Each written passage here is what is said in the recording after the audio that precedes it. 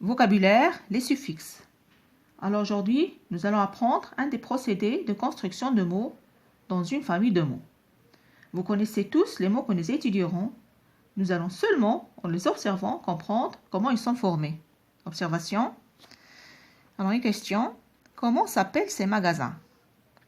Petit a. Si je te dis que le commerçant est un boucher. Alors bien sûr, le magasin est une boucherie. Petit b. Le commerçant est un pâtissier. C'est une pâtisserie. Petit c. On y vend du poisson. C'est une poissonnerie. Alors regardez ici la partie exactement commune, rie. Si on la supprime, on trouve le radical de la famille de mots.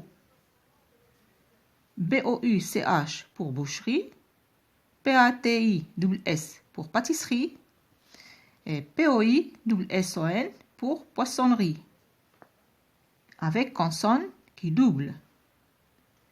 L'élément ri se place après le radical.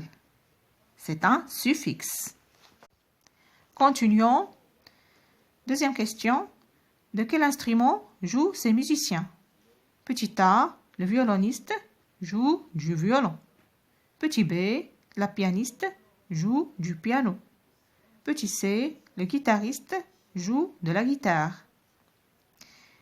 Alors, comment sont formés ces noms de ces musiciens?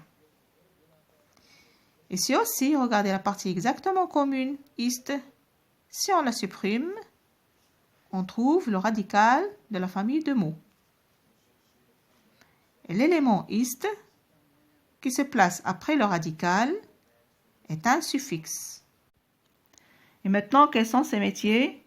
Si je vous dis, elle écrit dans un journal, alors bien sûr, c'est une journaliste. Elle soigne les dents, c'est une dentiste.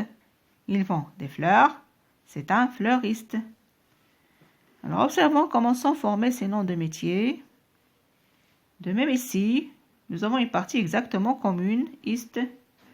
Si on la supprime, on trouve le radical de la famille de mots.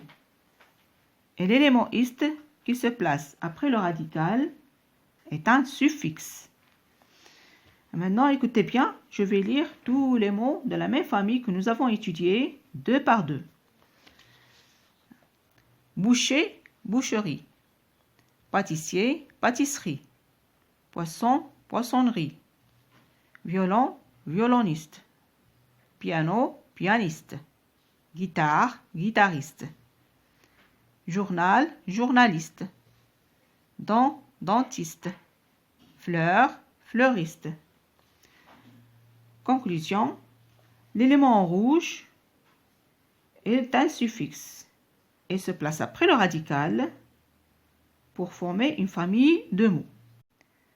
Finalement, ce qu'il faut retenir, que pour former une famille de mots, on peut ajouter un suffixe après le radical.